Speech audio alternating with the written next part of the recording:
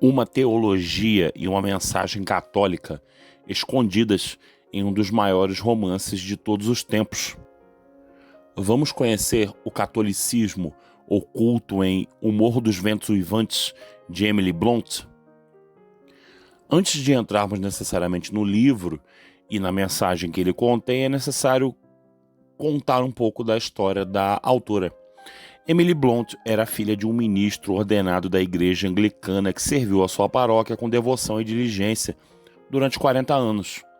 Tal como seu pai, Emily era uma cristã fiel e devota, fato que fica evidente na perspectiva moral manifesta em seu famoso romance.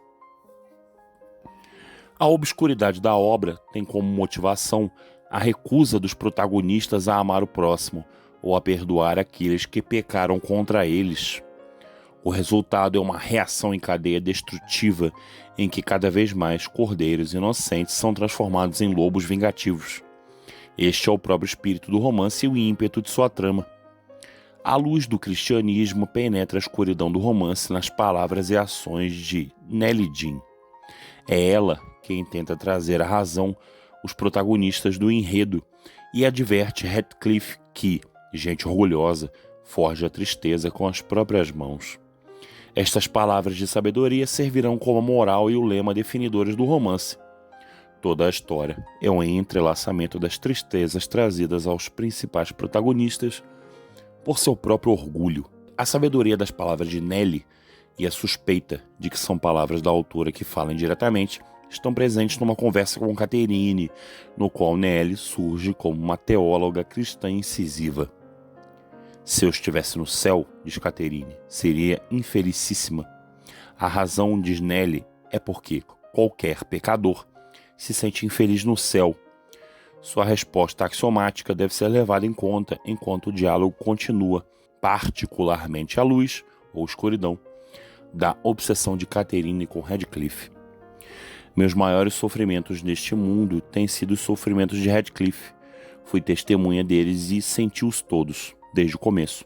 Meu maior cuidado na vida é ele. Se tudo desaparecesse e ele ficasse, eu continuaria a existir.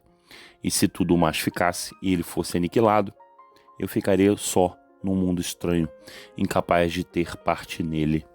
Meu amor por Linton é como a folhagem da mata. O tempo há de mudá-lo, como o inverno muda as árvores. Isso eu sei muito bem. E o meu amor por Heathcliff é como as rochas eternas que ficam debaixo do chão. Uma fonte de felicidade quase invisível, mas necessária. Nellie, eu sou Heathcliff. Sempre, sempre o tenho no meu pensamento. Não é como um prazer, porque eu também não sou um prazer para mim própria, mas como o meu próprio ser. Portanto, não fale mais em separação. É impraticável, além disso. Nesta passagem bem conhecida, Catherine confessa a natureza infernal de seu amor por Heathcliff, que não é apenas seu ídolo, mas seu deus demoníaco. Ela não só o adora, como está possuída por ele. Essa dimensão demoníaca não se perdeu em Chesterton, que escreveu: o fracasso de Heathcliff como homem é tão catastrófico quanto seu êxito como demônio. O demoníaco é ainda sugerido pelo fato de as palavras de Catherine, eu sou Heathcliff, ecoarem as do Satanás de Milton. Eu próprio sou o inferno.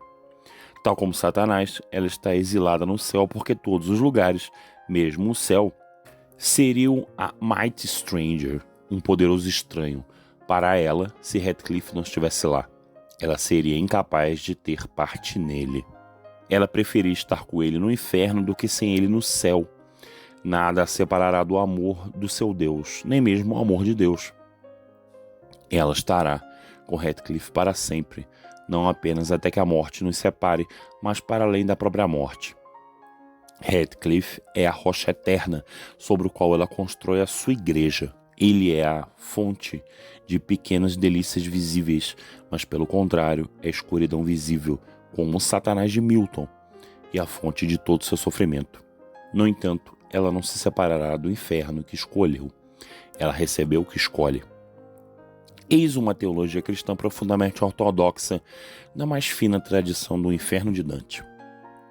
A influência imponente de Dante fica mais uma vez evidente na cena entre Heathcliff e Catherine, quando esta última está em seu leito de morte.